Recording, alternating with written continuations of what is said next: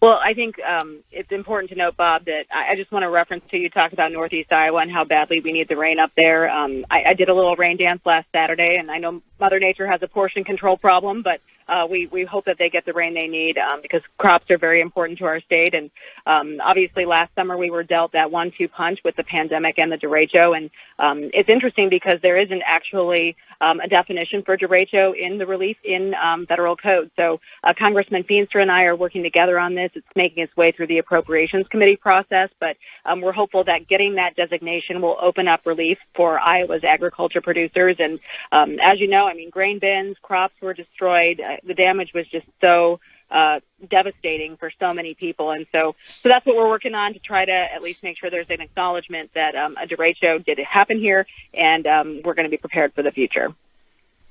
Congresswoman Hinson, I wanted to talk about waters of the U.S., but something happened today that I think is probably a little more important.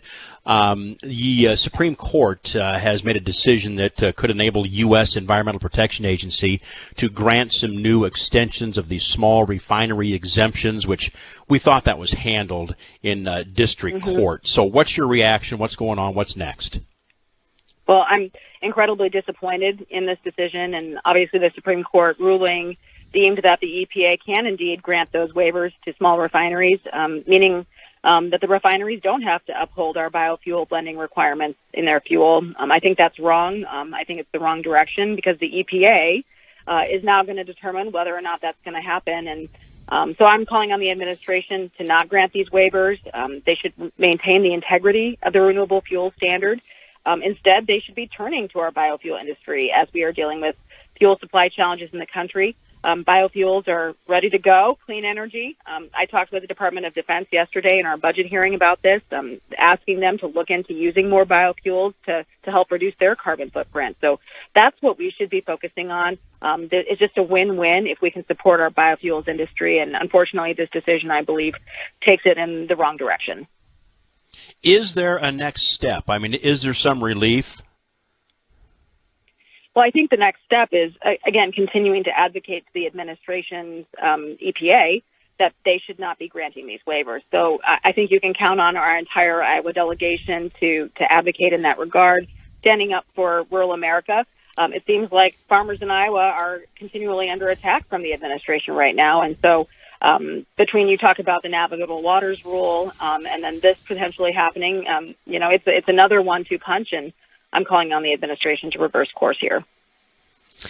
We are talking with Congresswoman Ashley Hinson, Iowa District 1, and we don't get you on nearly enough because we have to rush through everything, it seems like. But I want to ask you about waters of the U.S. That's something we thought was well behind us as well, and now it looks like we're going to revisit that. Yeah, well, and I'm concerned about that, too, because repealing that rule takes away the certainty that our farmers and producers in Iowa had and across the country.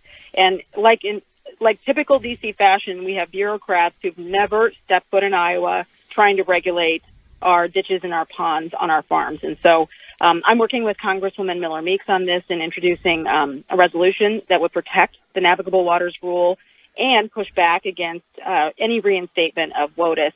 That was just so harmful to our farmers. And when you look at the amount of land that would be federally regulated under WOTUS in Iowa, I think most people would be shocked because you have to really squint to be able to see parts that wouldn't. And so I hung that map up in my office to remind me what I'm fighting for there. And again, we need to make sure that bureaucrats in D.C. who've never been on an Iowa farm shouldn't be telling Iowans how to farm their land.